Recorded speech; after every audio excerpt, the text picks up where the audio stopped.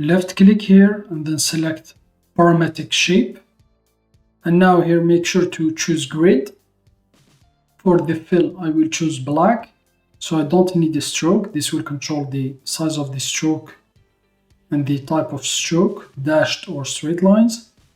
And here this will control the number of rows and columns.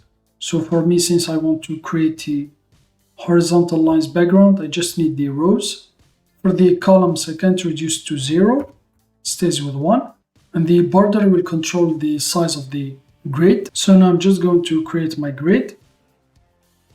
So if you want to create vertical lines background, so I'm just going to hide this one here, change the rows to 1, and for the columns to 20, press enter. And now I'm just going to create, so here it is.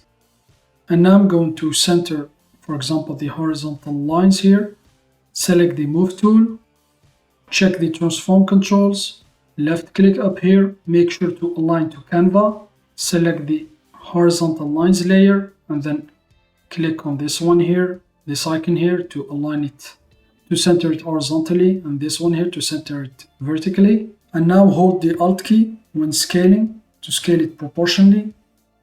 And now right click, rasterize. And if you want, for example, diagonal lines background, you just need to check the transform controls. And now if I hover over my layer here, so as you can see the cursors change, and now I can rotate it. And now just as before, hold the Alt key and then scale it to scale it proportionally.